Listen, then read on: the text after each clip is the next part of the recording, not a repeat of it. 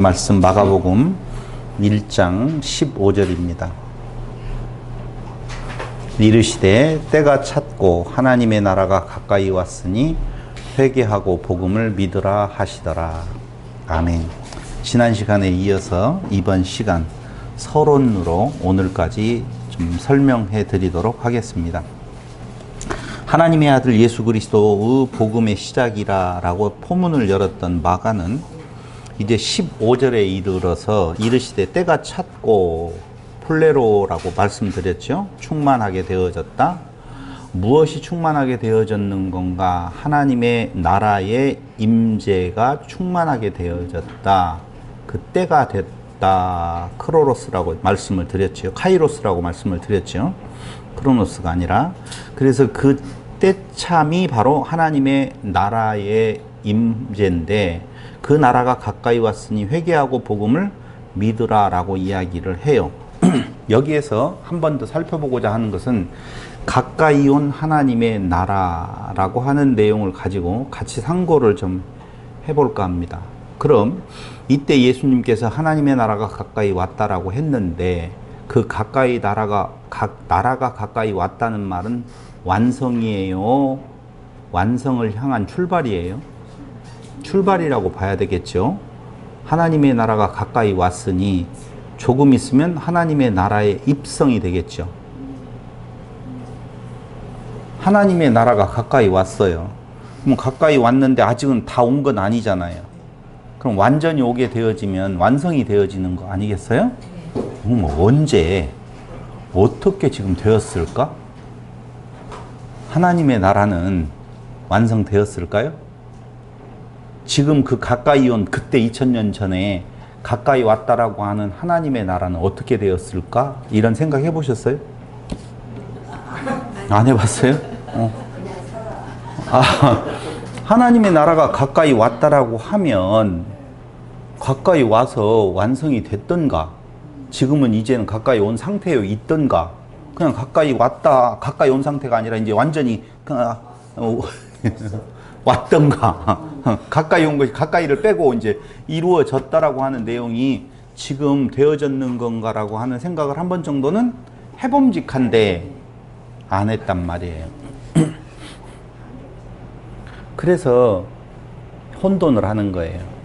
그래서 많은 믿음의 우리 조상들도 그랬고 우리들도 그렇고 하나님의 나라를 간다고 생각하는 거, 하나님 나라가 가까이 와서 이루어졌으면 갈 것이 없잖아요. 이제 제가 무슨 말을 하려고 하는지 알겠죠? 그럼 가까이 왔던 그 나라는 도대체 어떻게 거기에서 가까이 온 상태에서 지금도 진치고 있는 건지, 아니면 완전히 들어와서 이름이 되어졌는지. 그래서 여러분들에게 오늘 한 6단계에 걸쳐서 성경을 보고 그 하나님의 나라가 도대체 어떤 의미를 가지고 가까이 왔다고 말했고 지금 상태는 어떤 상태인가를 같이 상고해 볼까 합니다. 일단 마가복음 14장 25절을 한번 보실래요?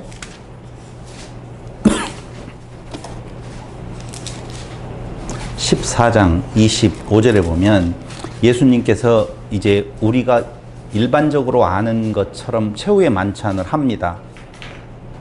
최후의 만찬 자리에서 마가복음 14장 25절에 보면 진실로 너희에게 이르노니, 지금 마태복음 14장 22절 그들이 먹을 때 예수께서 떡을 같이 축복하시고, 이거 아시죠? 네. 잔을 같이 한번 축복하시고 이거 나오잖아요. 그러고 난 뒤에 진실로 너희에게 이르노니 내가 포도나무에서 난 것을 하나님 나라에서 새 것으로 마시는 날까지 다시 마시지 아니하리라 하시니라. 그럼 지금 자, 포도주를 가지고 만찬을 했어요. 성찬이라고 우리가 말하는데 한 뒤에는 내가 하나님 나라에서 라고 이야기를 해요. 그럼 여기에서 말하는 하나님의 나라는 무슨 나라냐? 완성의 나라죠? 하나님 나라에서 먹는단 말이에요. 그렇죠? 그러니까 가까이 왔다, 하나님 나라에서 내가 어떻게 할 때? 새 것으로 마시기 전까지는 이제 포도주 안 먹을 거야. 지금 이야기하고 있단 말이에요. 그럼 예수님께서 하나님 나라에서 새 것으로 먹는다라고 하는 말은 이게 뭐지? 하나님 나라에 가서 예수님께서 포도주를 마시는 건가? 이런 생각 할 수 있잖아요. 질문이 좀 이해가 안 됐어요? 자, 그냥 그대로 이해하자고요. 25절에서 하나님 나라의 새 것으로 먹기까지는 난 포도주 안 먹을 거야. 그럼 예수님은 언제 지금 포도주 마셨을까요? 안 마셨을까요? 그러니까요. 아니, 의문을 가져보라고요. 예수님께서 내가 하나님 나라에서 새 것으로 마실 때까지 나는 안 먹을 거야 라고 이야기를 했어요. 그럼 예수님은 하나님 나라에 갔어요? 안 갔어요? 아니, 부활하셔서 가셨다고, 하늘로 가셨다고 그랬잖아요. 응? 그럼 그 나라에 가서 포도주 마셨을까요? 안 마셨을까요? 아니면 아직 가지도 못하고 중간에 지금 떠돌고 계신가? 이런 생각들 해봄직한데 생각 안 한다니까요. 그래서 25절에서 하나님 나라의 새 것으로 마시는 날까지 다시 마시지 아니하리라. 근데 새 것은 뭐고 헌 포도주는 뭐예요? 새 포도주가 있나요? 여기에서 새라고 하는 것은 헬라어 단어에 보면 아까 카이로스라고 하는 시간하고 비슷한 단어인데 카이노스예요. 카이노스, 새로운, 전에는 없었던, 알려지지 않는, 낯설은 이라는 뜻이거든요. 그러니까 우리는 뭐로 생각을 하느냐, 새로 담은 포도주 뭐 이런 것 정도로 생각을 할지 모르지만 전혀 다른 의미의 포도주라는 의미예요. 새 포도주를 마신다라고 할 때 그 새라고 하는 말은 새로운, 전에는 없었던, 알려지지 않는, 낯설은이라고 하는 뜻을 가지고 있다고 먼저 생각을 하시라고요. 그리고 두 번째 찾아보세요. 마가복음 14장 61절.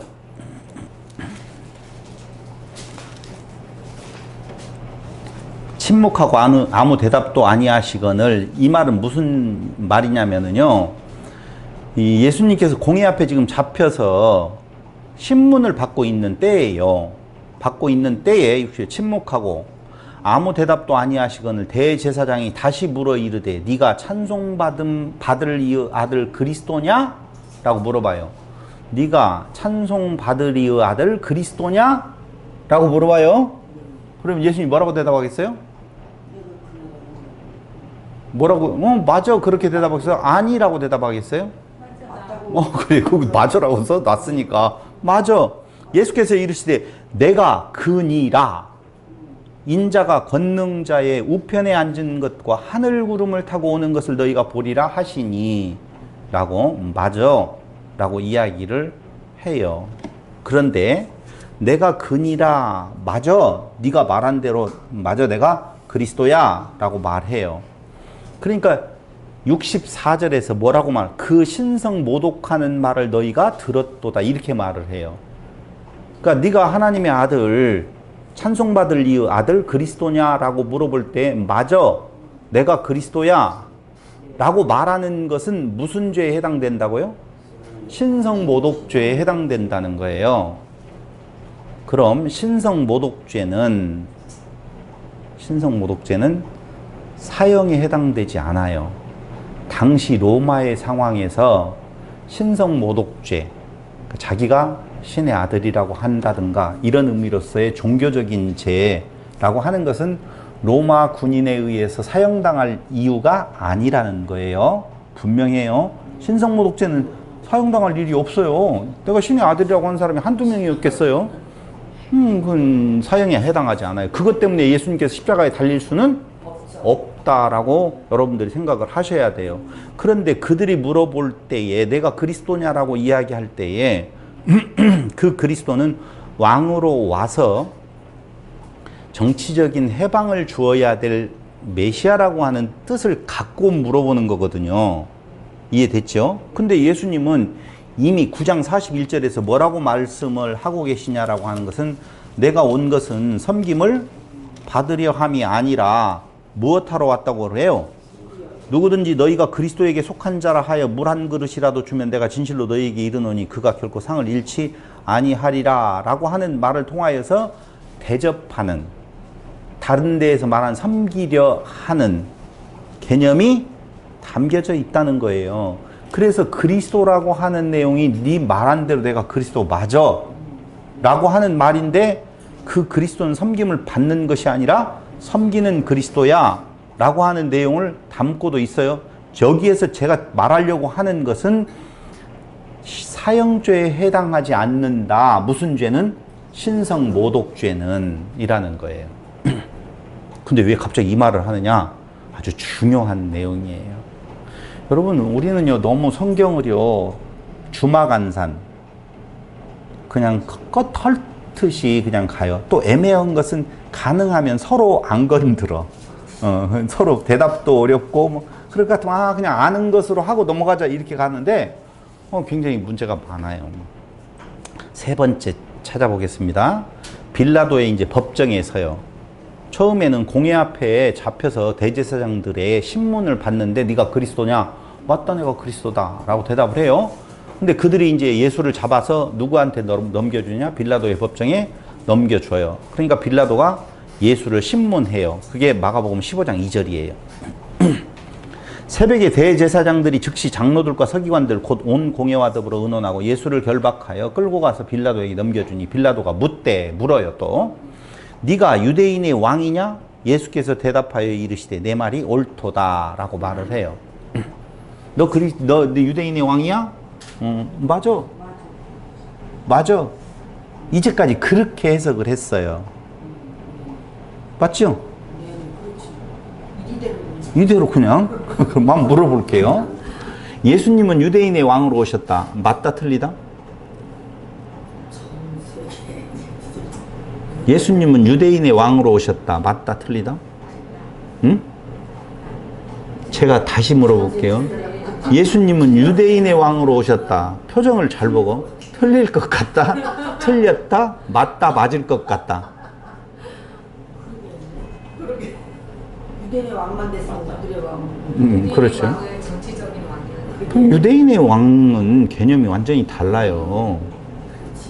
그러니까 유대인의 왕으로 왔다라고 하면 바로 뭐냐? 성경이 말하고 있는 예수님의 왕됨의 의미가 퇴색되어지는 거고 맞지 않는 거고, 두 번째 유대인의 왕이다라고 하면 그는 정치범이에요. 로마로부터 유대를 해방시킬 정치적인 왕이니까 당연히 무엇에 해당되어져요? 사형에 해당되어져요. 그럼 당연히 빌라도는 뭐라고? 네가 왕이라고 말했어? 넌 죽어야 돼. 너에게서 반란의 뜻을 네 입으로 들었어. 넌 죽어야 돼. 그런데 그 뒤에 빌라도의 이야기를 보면 나는 저에게서 죽을 죄를 찾지를 못했다고 말하는 거거든요. 그럼 네 말이 옳도다 이렇게 번역되어진 것은 어떻게 알았어요? 보고 알았어요? 내 말이 뭐라고 써요? 거기 뭐라고 했어요? 그대로? 너의 말이냐? 내 말이 옳도다 이렇게 지금 번역이 되어져 있지만 여기에 원문에 보면 네가 유대인의 왕이냐? 라고 하는 말을, 우리는 그러니까 그리스도냐? 라고 하는 말하고 유대인의 왕을 같은 의미로 자꾸 두고 봐요.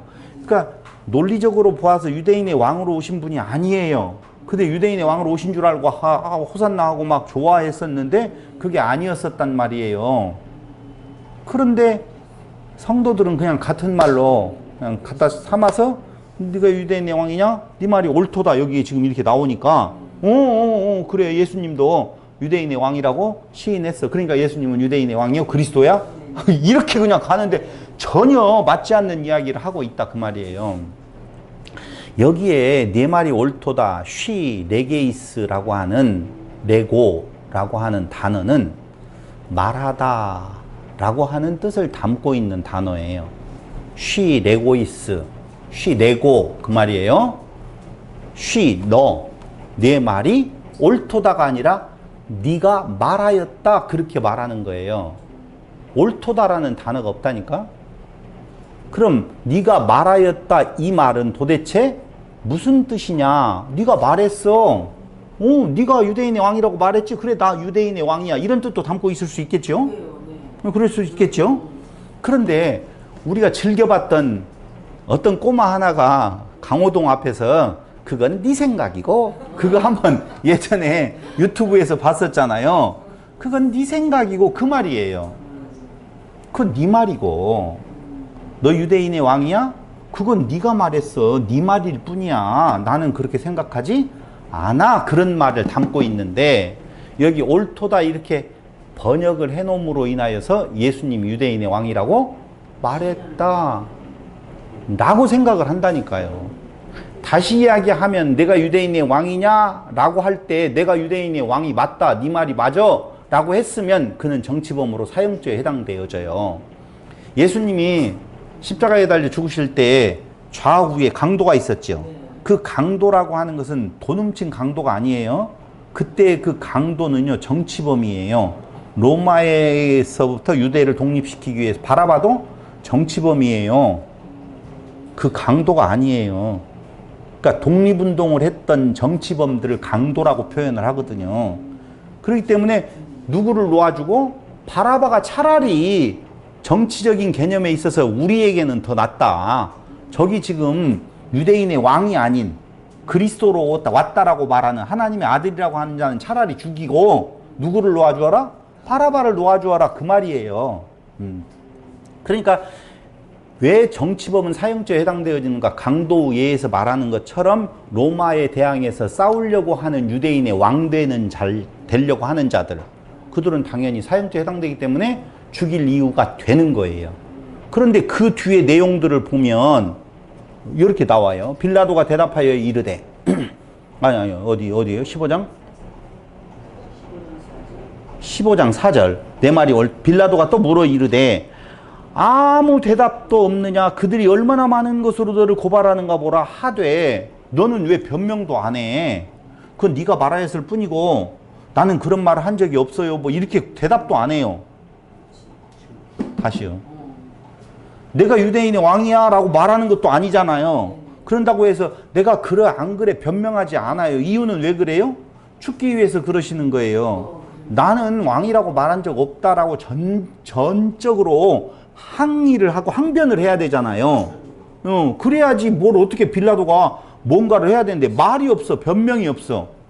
그런다고 해서 빌라도가 말했던 네가 왕이냐? 그건 네 생각일 뿐이다. 그러니까 그건 부인한 거야 이미. 그건 네가 말했을 뿐이지 나는 그렇게 말한 적이 없어 라고 지금 이야기를 했어. 그건 아니야 죽을 죄는. 그렇다면 더 적극적으로 그들이 대제사장들이 지금 말하고 있는 것을 변호해서 변명을 하든지 나는 그런 말 한 적이 없다라고 하든지 해야 되는데 더 이상 말을 안 하고 있어요. 예수께서 다시 아무 말씀으로도 대답하지 아니하시니 빌라도가 놀랍게 여기더라. 이게 놀라운 것이지 내가 왕이다 라고 하는 것이 놀라운 것이 아니라고요. 명절이 되면 백성들이 요구하는 대로 죄수한 사람을 놓아 죽이는 전례가 있더니 밀란을 꾸미고 그 밀란 중에 살인하고 체포된 자 중에 바라바라 하는 자가 있는지. 이 밀란이 뭐예요? 독립운동이에요. 한마디로 말을 하면 무리가 나아가 전례대로 하여 주기를 요구한데 빌라도가 대답하여 이르되 너희는 내가 유대인의 왕을 너희에게 놓아주기를 원하느냐 하니 유대인의 왕을 놓아주기 원하느냐 하니 이는 그가 대제사장들이 시기로 예수를 넘겨준 줄 알미러라. 시기로 죽이려고 정치범으로 몰아가려고 너희들이 지금 유대인의 왕이라고 했다고 지금 말을 하는데 너희들의 말 그것이 그 뒤에 나오는 12절 빌라도가 또 대답하여 이르되 그러면 너희가 유대인의 왕이라 하는 일을 내가 어떻게 하랴 이 말이에요. 예수를 유대인의 왕이라고 말한 것은 예수가 그렇게 말한 것이 아니라 너희가 유대인의 왕이라고 고발을 했는데 이 말이잖아요 지금. 더 다른 이야기는 여기에서는 그 이야기를 하려고 하니까 안 하고 그럼 지금 예수님께서는 유대인의 왕이다? 아니야. 나는 유대인의 왕이 아니다. 라고 이야기를 하셨어요. 15장 23절 보세요. 몰약을 탄 포도주를 주었으나 예수께서 받지 아니하시니라. 이게 무슨 말이냐면요. 이제 십자가에 못 박히기 위하여서 그 과정을 겪고 있는 건데요. 마침 알렉산더와 루포의 아버지인 구레네 사람 시몬이 시골로부터 와서 지나가는데 그들이 그를 억지로 같이 가게 하여 예수의 십자가를 지우고 예수를 끌고 골고다라 하는 곳으로 이르러 지금 뭔 말인지 알겠죠? 십자가를 메고 가는 부분에 대한 내용이 있어. 구레네 사람 시몬이 같이 따라가고 뭐 이렇게 하고 있지만 굉장히 힘들겠지요. 힘드니까 그 고통을 줄여주는 것이 몰약이라고 하는 거예요. 약간의 통증을 감소시키는 네, 성분이 있어요. 그래서 몰약을 탄 포도주를 마취 효과가 있는데 그걸 예수님은 거절해요? 받아 먹어요? 왜요? 그게 말이야. 아니요. 죽기 위해서 거절하는 것이 아니라 죽으려고 하는 거 아니죠. 죽으려고 가는 거에 통증이 좀 없으면 어떻게 해야 돼요? 우리가 암 환자들이 통증을 경감시키는 것이 있는 것처럼 몰약을 받아 먹을 수 있잖아요. 왜 안 먹어요? 아예 안 먹은다고 했잖아. 새 것이. 네, 새 것으로 마시기까지는 내가 안 먹는다고 했는데 그걸 받아 먹으면 안 되죠. 거짓말이 되잖아요. 그래서 안 먹어요. 억지로 꾀어 맞춤이에요? 아니요. 뒤에 가서는 또 먹어요. 그때 이제 바로 나와요. 이제 한번 보자고요. 마가복음 14장 25절에서 아까 어떤다고 그랬어요? 안 먹는다고 그랬으니까 안 먹어요. 그런데 15장 36절 보세요. 다 같이 시작. 한 사람이 달려가서 해면에 신 포도주를 적시어 갈대에 꿰어 마시게 하고 이르되 가만두라 엘리야가 와서 그를 내려주나 보자 하더라. 그런데 먹어요? 안 먹어요? 먹었다는 거예요? 안 먹었다는 거예요? 봐봐요. 마시게 하고. 근데 무슨 포도주래요? 신포도주라고 하는 말은 쉬었다라고 하는 개념도 있어요. 신포도주라고 하는 변한 거, 변했기 때문에 신내 나요. 신포도주고 쉰포도주예요. 다른, 아까 이야기했죠? 새 것이라고 하는 것이 깨끗한 새로 만든 것이 아니라 전혀 다르다라고 하는 쪽에서 말씀을 드렸잖아요. 그건 마셔요, 안 마셔요? 마셔요. 그건 해융에 묻혀서 하는 것을 보고 그건 무엇 하는 거였었어요? 조롱하는 것이었어요. 한마디로 말을 해서 신포도주를 거기다 준다는 쉰내 풀풀 나는 이미 넘어버린 것을 준다라고 하는 말은 조롱 어떻게 하는가 한번 보자. 구원하는가 보자. 조금 더 살아있어서 한번 더 불러봐라. 엘리야를 부르나 누구를 부르나 한번 놓아두어 보자라고 했는데 그건 마시더라 그 말이에요. 그럼 결론 3단론법에 의한 것을 보면 새로운 포도주를 새 것으로 마시기까지는 내가 마시지 않겠다? 그러면 그때 마셨으면 그때가 바로 하나님의 나라에 들어감, 하나님의 나라의 완성이라는 거예요. 그래서 15장 39절에 지난번에 이야기했던 그는 진정으로 무엇이었다? 진실로 하나님의 아들이었도다 하니라 라고 하는 말로 하나님의 아들이라고 하는 출발점이 하나님의 아들 예수 그리스도의 복음의 시작이라 1장 1절에서 시작한 것이 15장 마지막 부분에서 16장은 없었어요. 어떤 사본에는. 근데 거기에서 뭐라고 말하냐? 하나님의 아들이었도다. 그가 그렇게 죽어가는 모습을 보고 하나님의 나라는 다르구나라고 하는 사실도 고백하는 거예요. 그러니까 이제 정리해서 말씀을 드리면 하나님의 나라의 완성, 이것이 하나님의 나라야 라고 말하는 것이 마가복음이라고 보면 하나님의 나라는 일반적인 생각하는 것처럼 로마를 물리치고 정치적으로 독립해서 모든 나라 위에 제일 강성한 나라로 부귀영화를 누리는 나라가 아니라 이렇게 자기의 죽음으로 말미암아 하나님을 목숨 다해 사랑하고 이웃을 자기 몸과 같이 사랑하는 하나님의 나라의 완성이 가까이 왔느니라 완성되었다 그 말이에요. 완성되었으면 이제 무엇을 해야 돼요? 우리는 완성이면 완성을 끝으로 본다니까요. 완성은 시작이에요. 이제는 자라난다 그 말입니다. 아이가 하나 탄생을 해요. 그렇죠. 어린아이가 정자와 난자가 만나서 새 생명이 탄생이 되어지면 딱 아기를 낳았어요. 아기 완성이잖아요. 사람으로서의. 그 다음에는 뭐가 있어요? 자라나는 부분이 있단 말이에요. 그래서 하나님의 나라는 가는 게 아니라 이미 이 땅 위에 이루어졌다니까요. 그 말씀을 드리려고 지금까지 말씀을 드렸어요. 그래서 그 하나님의 나라가 그동안에 이제 이 마가복음의 배경이 뭐라고 그랬어요? 네로 황제의 박해 그리고 본토에서 유대 땅에서 일어나는 독립운동, 독립전쟁이라고 하는 것으로 피폐해진 상태에서 쓰는 책이라고 말씀을 드렸잖아요. 그렇죠? 또 어떤 사람은요, 주 71년에 쓰여졌다고도 말을 해요. 그러니까 그런 일들이 다 일어나고 난 뒤에 혼돈과 공허 속에서 힘이 쭉 빠져있는 그들에게 하나님의 나라는 이런 거야 라고 말해주려고 썼다라고 말하는 사람도 있어요. 그거나 우리는 별반 차이를 못 느끼잖아요. 그 전에 했던, 그러고 난 뒤에 썼던 간에 크게 문제가 되어지지는 않는다는 거예요. 그렇게 쓰여졌다라고 보시면 돼요. 이것이 하나님의 나라야. 그래서 하나님의 나라가 가까이 왔으니 무엇하고? 회개하고 라고 말씀을 드렸잖아요. 회개는 메타노에오라고 해서 마음을 바꾸다, 돌이키다, 회심하다, 마음을 고치다, 악을 외면하고 하나님께로 돌아가는 거라고 그랬잖아요. 근데 그 악이라고 하는 것이 무엇이 악인 건가? 지금까지 이야기했던 것처럼 자기 존재에 대한 시인으로부터 시작해서 이웃을 살해하는 거라니까요.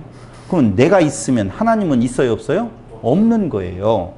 거기에서 돌이키는 거 회개하고 하나님의 나라가 가까이 왔어. 그 나라는 세상이 생각하는 나라하고는 전혀 다르다 그 말이에요. 회개하고 어떻게 하라? 돌아서서 하나님을, 예수님을 믿으라. 그렇게 말을 하잖아요. 회개하고 복음을 믿으라 이렇게 말을 하잖아요. 근데 여기에서 우리가 하나 생각해 봐야 될 것이 있어요. 복음을 이제 믿으라고 그러잖아요. 하나님 나라 가까이 왔으니. 그럼 하나님 나라에 들어가는 것은 무엇으로 말미암아? 복음이잖아요. 그렇죠? 복음이잖아요. 그런데 복음은 누구의 복음이에요? 예수님의 복음이라고 말씀을 드렸어요. 그런데 예수님께서 예루살렘에 들어가실 때 호산나 찬양했죠. 우리는 호산나 찬양하는 것을 좋은 말로만 봤지만 구하옵나니 이제 구원하소서라고 하는 뜻을 담고 있어요.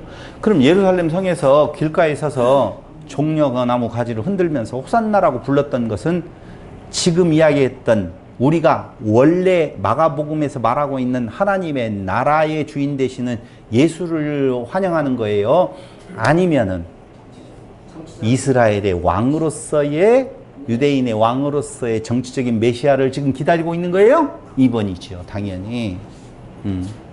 그래서 복음을 믿으라고 할 때에 아니 예수를 믿으라라고 말하지 아니하고 복음을 믿으라. 근데 그 복음은 뭐라고 나와 있느냐? 예수라고 말을 하는 것 알려줬어요, 로마서에서.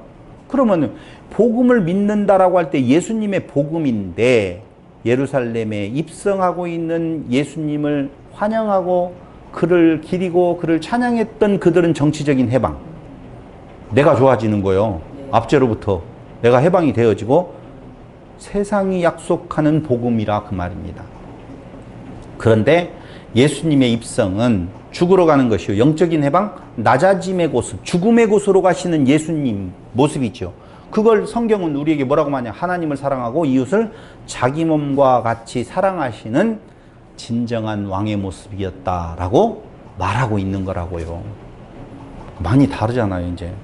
그러니까 우리가 예수를 믿는다라고 이야기할 때에 그 믿음을, 복음을 믿으라라고 하는 말은 지금 교회가 말하고 있는 내용하고는 전혀 딴판의 이야기를 성경은 말해주고 있다는 거예요.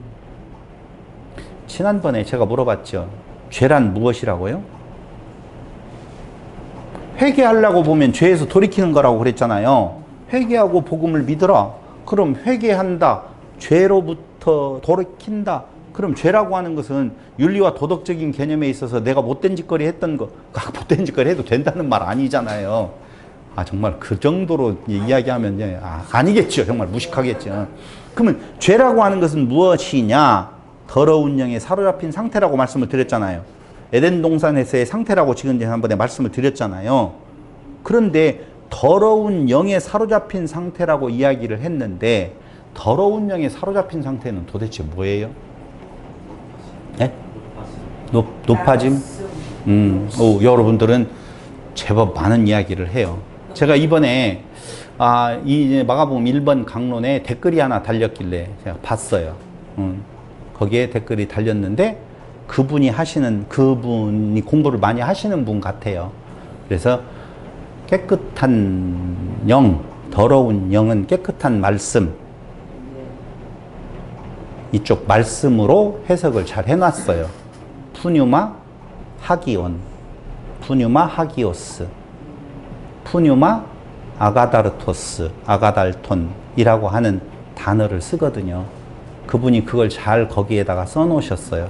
그런데 제가 그분에게 하나 의문을 갖게 되어진 것은 말씀이라고 하는 내용, 헬라어에는 뭐라고 나오느냐? 루하의 카도시 푸뉴마 하기온.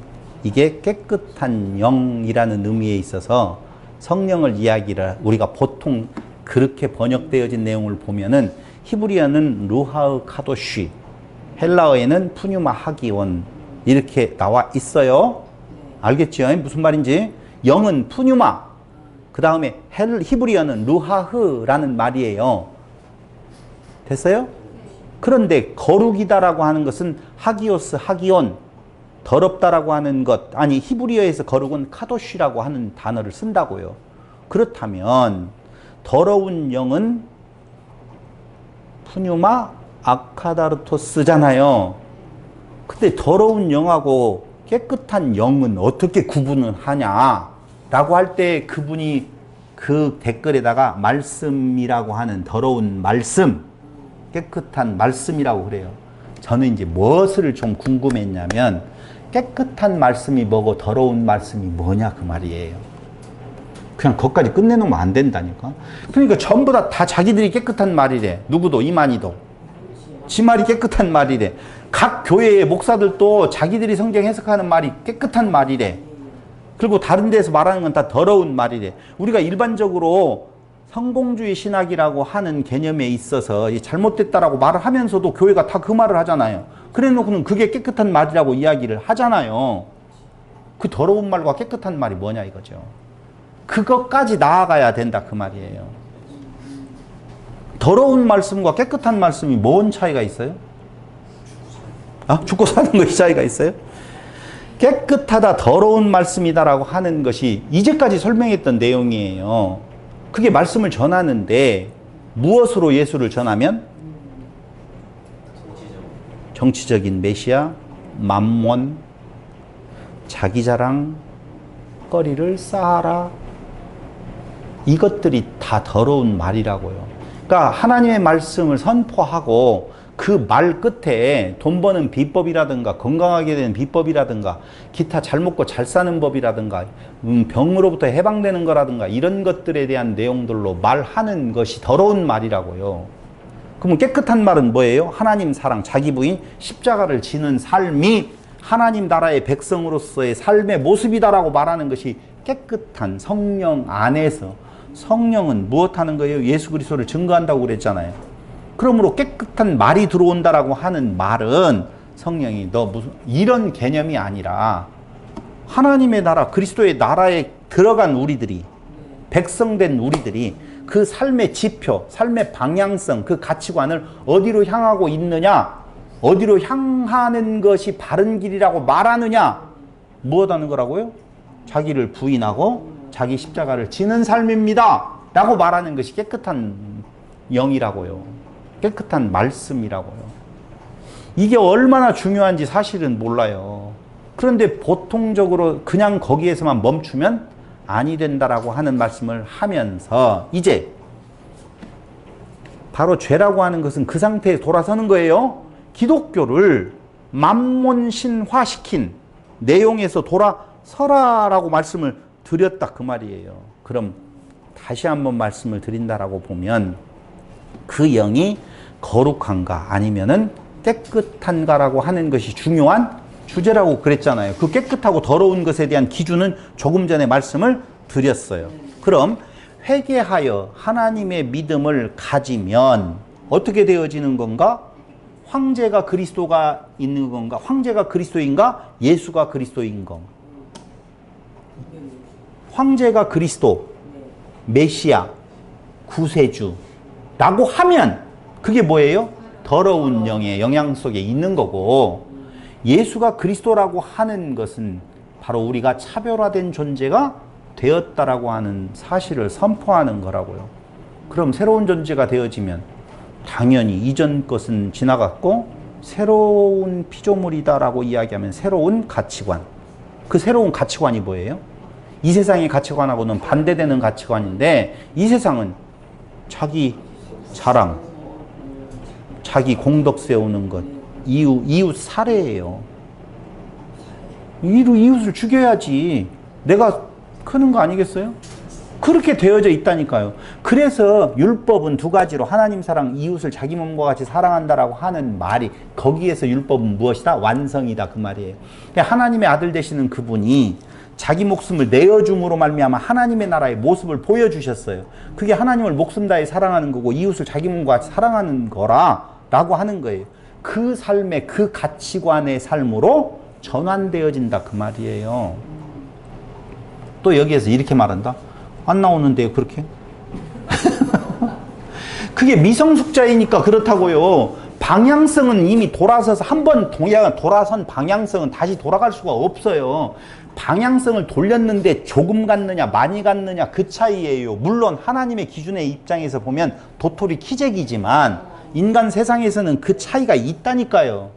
그건 누구하고의 상대적인 개념이 아니라 자기 안에 자기의 변화를 말하는 것이지 저는 믿음이 더 좋고 나는 믿음이 덜 좋고라고 하는 개념이 아니라고 보셔야 된다.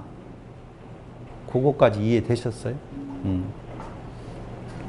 그래서 회개하고 복음을 믿으라 라고 지금 이야기를 해주고 있는 거라 그 말입니다. 그렇게 되어지면 1장에서 말하려고 하는 내용에 대한 것이 거의 다 이제 완성이 되어졌어요. 충분히 되어졌죠. 그런데 보세요.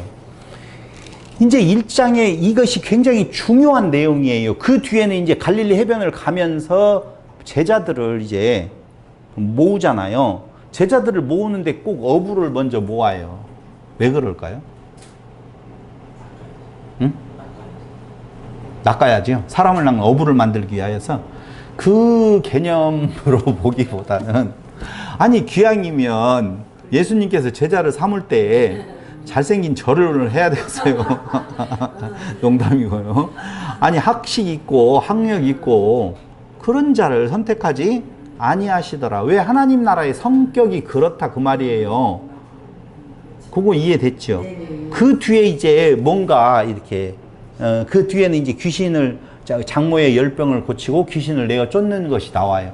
그럼 장모의 열병이라고 하는 것이 무엇인데 그 병을 낫게 한 내용이 무슨 내용이기에 마가는 이 기사에다가 이 책에다가 그 기사를 갖다가 썼느냐 하는 거예요.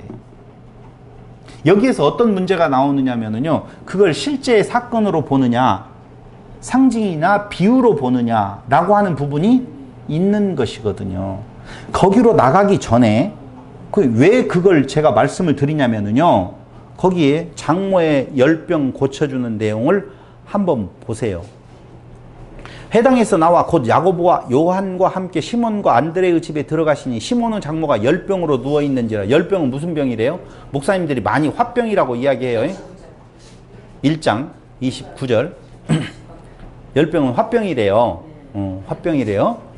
한국에만 있는 화병이라고 이야기하는데 장모의 화병, 열병은 도대체 무슨 병이냐? 많은 학자들은 그렇게 말하지 않지만 어떤 학자들이나 제 생각도 무슨 화병이냐면 베드로의 장모잖아요. 베드로의 장모가 왜 열받았을까? 예수님 따라다녀. 고기는 안 잡고 살림은 팽개치고 딸 고생시킨다 그 말이죠. 근데 예수님이 가서 그게 아닙니다 라고 설명했더니 열병이 나왔다. 맞아요? 틀려요? 안 맞아요? 뭐 안 와요? 근데 보세요. 제가 왜 이 말을 지금 서두로 꺼내놓냐면요, 세례 이야기를 하려고 잠깐 이야기를 하려고 하면서 다음 주부터 이제 본문으로 들어가게 되어지는데, 들어가기 전에 여러분들이 깊이 생각해 봐야 될 필요가 있다는 거예요. 아까 이야기했잖아요. 내 말이 옳도다가 아니라 네가 말하였다라고 하는 내용은 완전히 다른 이야기를 하잖아요. 우리는 이미 유대인의 왕으로 오셨다고 본인이 말을 했으면 예수님은 진짜 메시아야? 아니네? 라고 했어야 되는데 그걸 문제 삼지 아니하고 좋은 말로 다 알아들었어. 그냥 이제까지 그렇게 알고 두고 있다. 전혀 다른 이야기인데 그래서 빌라도는 죽을 것을 찾지를 못했다. 반역죄를 찾지를 못했다. 본인 스스로가 유대인의 왕이라고 안 하는데, 그런 일이 없다는데, 다른 변명 안 하는 것은 죽으려고 아주 용 쓰는 거고. 그런데 아니라고 말을 했단 말이에요. 그런 것처럼 그냥 지나치는 것처럼 잘 보세요. 이번에도 열병이 떠나고, 열병은 떠나요. 열병이 나왔어요? 열병이 나왔다고 해야 되잖아요. 열병이 어디로 떠나? 생각을 해보라는 거예요. 다음 주 공부할 거. 또 하나 볼까요? 예수님께서 더러운 귀신 들린 사람을 고쳐주는 내용이 21절부터 나와요. 그들이 가버나움에 들어가니라. 예수께서 곧 안식일에 해당에 들어가 가르치시며 무사람이 그의 교훈에 놀라니 이는 그가 가르치시는 것이 권위 있는 자와 같고 서기관들과 같지 아니함일러라. 가르치는데 뭔가 달라요. 마침 그들의 해당에 더러운 귀신 들린 사람이 있어 소리질러 이르되, 여러분 잘 생각을 하셔야 돼요. 회당에 귀신 들린 자가 들어올 수 있어요, 없어요? 문둥병, 귀신 들린 자, 더러운 자는 회당에 들어올 수가 없어요, 그때 당시에. 근데 귀신 들린 자가 지금 들어와 있네요. 그걸 아무 문제 없이 지금 이야기를 하고 있어요. 문제가 있죠? 별로 못 느끼는 것 같아. 문제 있어요. 귀신 들린 자 못 들어가게 돼 있어요. 어떻게 귀신 들렸던 자가 회당에 들어와요? 격리지요, 격리. 그런데 들어가 있어요. 더러운 귀신 들린 사람이 있어 소리질러 이르되 나사렛 예수여.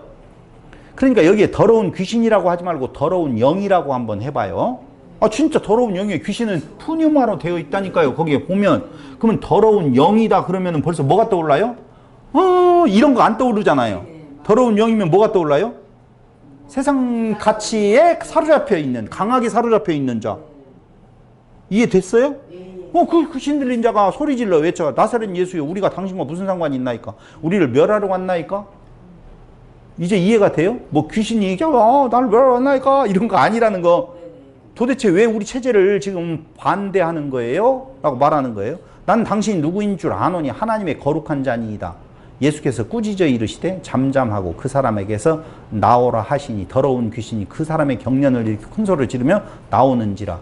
다 놀라 서로 물어 이르되 이는 어찌미뇨? 우와, 기적이 일어났다. 그래야죠. 그래야죠. 근데 뭐라고 나와 있어요? 봐요. 시작. 어찌미뇨? 권위 있는 새 교훈이로다. 이렇게 나와요. 가르침이래요.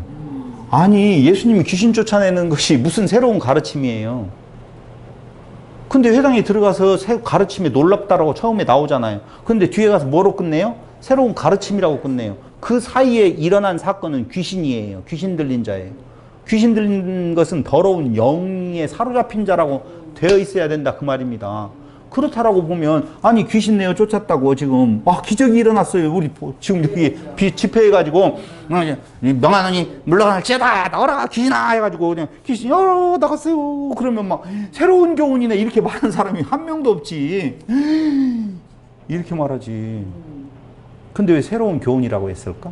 사상이 일어났어요. 그러니까요. 이제 내용을 그래서 그걸 비유냐 아니면 실제냐 라고 하는 내용 속에서 도대체 이게 뭔가 라고 하는데요. 그런 의미로 본다면 세례라고 하는 것도 마찬가지예요. 지금 예수님께서 물세례 받으시잖아요. 그렇죠? 물세례를 받는데 죄를 씻는 상징적 의미예요. 예수님 죄 있어요, 없어요? 없어요. 그럼 지배 이데올로기를 쫓아서 사는 데에서 이제는 어떻게 알아? 하나님의 마음, 유앙겔리온, 복음이라고 그랬죠. 그 예수 그리스도의 믿음을 가지고 살겠다고 이제 세례의식을 통해서 결단하고 선포하는 것이 물세례라고 하는 거예요. 그런데 예수님은 뭐라고 말하냐면요, 성령 세례를 줄 거라고. 세례 요한은 그분은 성령으로 세례를 준다, 영으로 세례를 준다라고 하는 내용이에요. 나는 무엇이지만 결단하는 퍼포먼스지만 실질적인 세례는 그분에 의해서 되어진다라고 말을 해요. 근데 왜 예수님은 세례 받으셨냐 이거예요. 그분 삶의 그 자체가 무엇인데? 더러운 영이 아니라 깨끗한 영을 향해 가는 삶인데 왜 그분은 왜 세례를 퍼포먼스가 왜 필요해요? 이게 출발합니다. 그 말이에요. 선포예요. 선포예요. 근데 여기에서 우리가 고민을 한번 좀 해볼직해요. 지금 고민을 가지고 그거 이야기하자는 말은 아니지만 예수님은 그 세례를 받기 전까지 당신이 하나님의 아들이라고 하는 사실을 각성하고 있었을까요? 알았을까요? 하나님의 아들이다! 나는 하나님이야! 라고 30년을 살아오셨을까요? 고민해볼 만도 하죠. 고민해볼 만도 해요. 그러나 그건 너무 어려운 이야기고 복잡한 이야기고 희한한 이야기가 나올 수 있으니 그런 데에서 나오는 여러 가지의 학계에 대한 내용은 그때의 그리스도로 등극하셨다라는 거거든요. 그 전에 하나님의 아들이 아닌데 그때 성령의 임하심으로 그때 하나님의 능력을 받아서 그리스도가 됐다라고 이야기하는 자들이 있어요. 그걸 이단이라고 말을 해요. 저는 그걸 주장하려고 하는 내용은 지금 아니에요. 그러나 미세한 현재까지 우리가 알고 있었던 거하고는 조금 다른 해석이 필요한 부분은 있어요. 예수님은 23살 때에 내가 하나님의 아들이야 라는 것을 알고 지금 돌아다녔을까요? 3살 때 알았을까요? 몰랐을까요? 그는 하나님의 아들로 이 땅에 오신 것은 맞는 부분이 분명히 있는데 그가 인지하게 되어지는 것, 육체를 가지고 오신 예수님께서 그 내용의 인지라고 하는 내용 그렇잖아요. 보편적인 편안한 평범한 인간들의 생활과 같이 생활을 했을까? 아니면 항상 머릿속에 다른 생각을 갖고 생활하셨을까? 라고 하는 생각들을 한번 해보세요. 그냥 한번 해보시는 거예요. 그런데 바로 그 성령 세례는요, 예수께서 친히 성령으로 세례를 주었다는 기록 없다고 말씀을 드렸잖아요. 예전에. 제자들이 베풀었다고 말을 해요. 그럼 로마서 6장 1절로 11절을 한번 보세요. 14절까지 보면 참 좋겠는데, 로마서 6장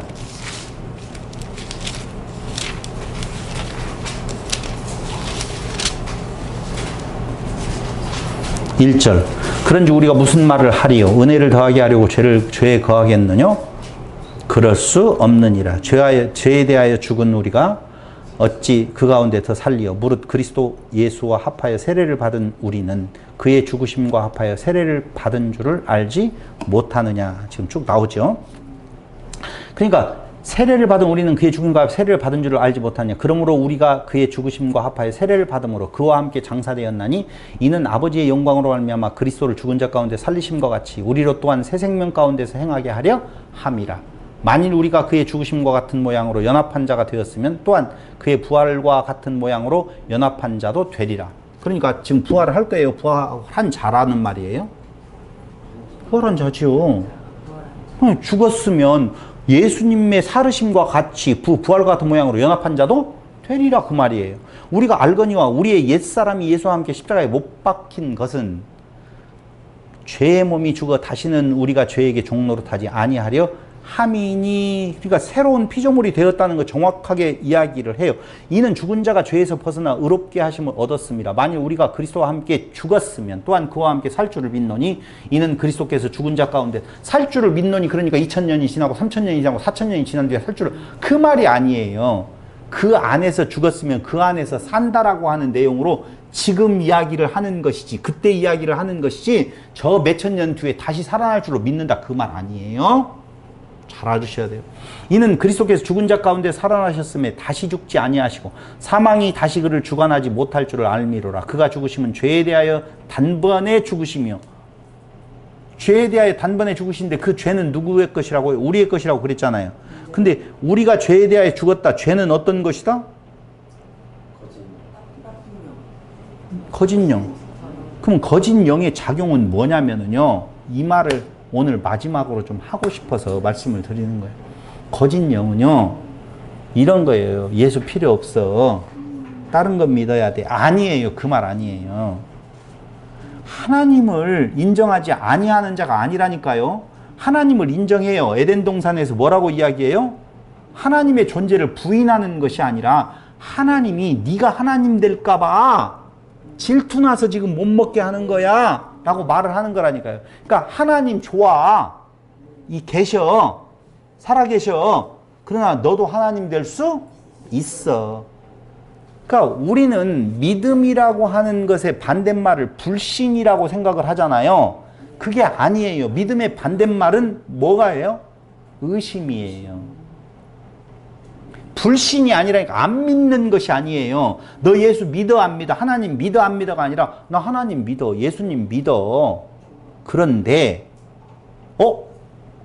바다도 두려운 존재네. 그래서 빠져들어가는 거예요. 다시 이야기할게요. 나 하나님 믿어. 그런데 물질의 바알신도 있어. 그게 만몬을 섬기는 거예요. 그게 우상숭배라니까. 다른 것이 아니라니까요.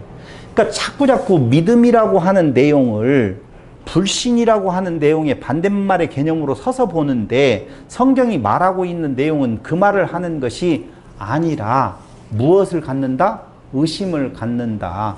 예수 안에서 새로운 피조물로서 새로운 존재로서 살아가는 것에 그래 동의해. 그러나 뭣도 필요해? 돈도 필요해. 라고 살짝 섞어 놓는다니까요. 만몬을 가져다가.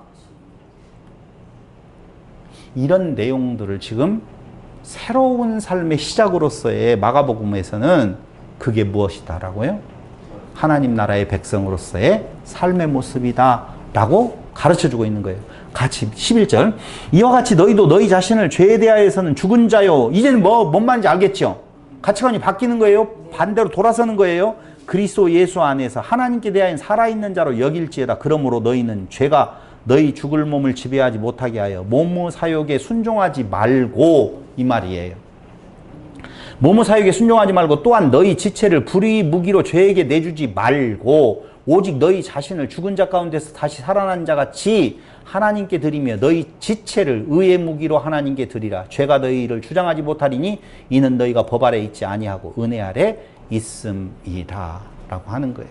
그러니까 너희가 은혜 아래 살아간다라고 보면 새로운 피조물로서 살아가는 건데, 이제는 만몬이라고 하는 나를 드러내고 나를 자랑하는 곳에서 돌아선 자라고 보면 그 은혜가 너희를 어떻게? 하나님 사랑, 이웃 사랑의 길로 점진적으로 인도해가는 새로운 가치관의 삶으로 인도해 가신다라고 하는 거예요. 죄에 대하여서는 어떻게 하고? 죽고, 새로운 존재는 하나님에 대하여서 사는 것이다 그 말입니다. 1장 10절로 13절에 마지막 설명을 하고 넘어가야지 그 다음 주에 이제 1장 그 뒤에 나올 거 아니에요. 그때 이야기한 것처럼 하늘이 갈라지고 영이 하늘로부터 예수께로 내려온다. 그렇죠? 거기 그렇게 나오잖아요. 마가복음 1장 10절.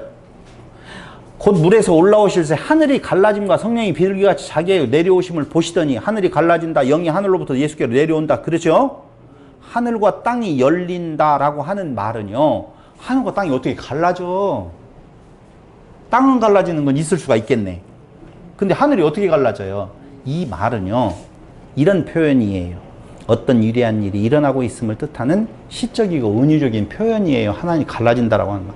그러니까 예수님께서 그때 성령 세례를 받으실 때에 새로운 시작의 선포, 하늘이 열리는 일은 없고 하늘로부터 음성이 들리지도 않아요. 없다니까요. 들리면 환청이에요. 근데 예수님이 들었다고 하자. 다른 또 복음서에서는 주위 사람들이 들은 것처럼 말을 또 해요. 그런데 있으면 그건 위대한 일이고 천지개벽할 일이고, 그것이 그런 시적인 표현으로 말한다라고 보면 새로운 세상의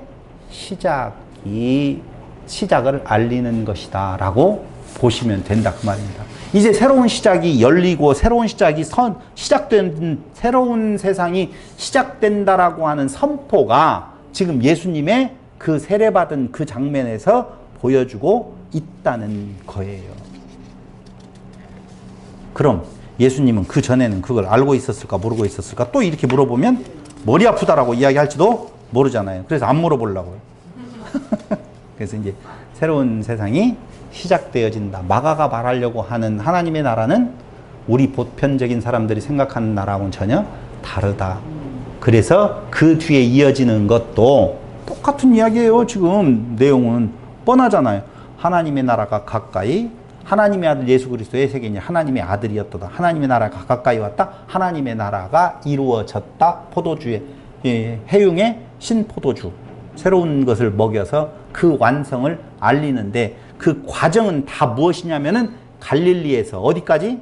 예루살렘까지 가는 여정을 지금 그려놓고 있다, 그 말입니다. 그 여정에 대한 해석은 다 무엇이어야 된다?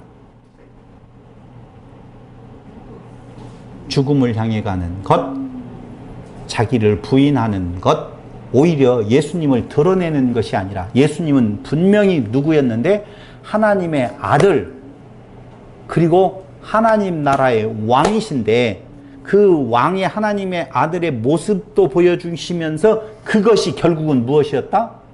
하나님을 사랑하고 이웃을 자기 몸과 사랑하는 것에 대한 모습이었는데, 낮아지고 자기를 부인하는 삶이었었다라고 하는 내용이 다 전개되어져 있다라고 하는 것입니다. 그런 의미에서 마가복음을 잘 읽어보시고 세 번째 시간 맞이한다라고 보면, 이번 8월 5일인가에 있을 전주에서의 세미나는 이 마가복음에 대한 내용이 잘못 생각하면 마태복음보다 훨씬 더 가치 없는 것으로 여겨지는 신학계의 풍조가 있는데, 조금 성경을 공부한다라고 하는 사람들은 마가복음에 대한 내용을 상당히 깊이 연구를 하고 있고, 마가복음 하면은 또 무슨 뭐가 나와요? 도마복음이 따라 나오게 되어지고 뭐 이런 것들이 좀 있어요. 그래서 이번 세미나 때 8월 5일 날은 그런 내용들을 망라해서 마가복음의 완성의 시간으로 가져볼까 그렇게 생각을 합니다. 그래서 8월 5일은 두 번째 마가복음 특강 개념으로 전주에서 세미나는 전개가 될 것입니다. 다음 시간 여러분들이 마가복음 1장 몇 절부터 읽어봐야 돼요? 이제부터 21절, 16절부터 쭉 읽어가시면서 도대체 이 내용은 지금까지 말했던 것을 기초로 해서 어떻게 해석되어지는 건가 한번 잘 찾아보시기를 바라겠습니다. 기도드리겠습니다. 축구하는 사람은 녹음해가지고 올라갑니다. 네, 기도드리겠습니다.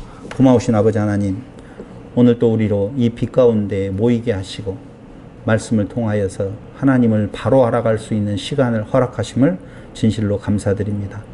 인간의 자그마한 이 육체 안의 욕망을 채우려고 하는 신앙이 아니라 오직 하나님이 누구이시고 그리스도가 누구이신 건가를 깨달아 알아서 바른 믿음 안에서 참으로 자유함을 누려가는 성도들이 되게 하여 주시기를 예수님의 이름으로 기도드립니다. 아멘.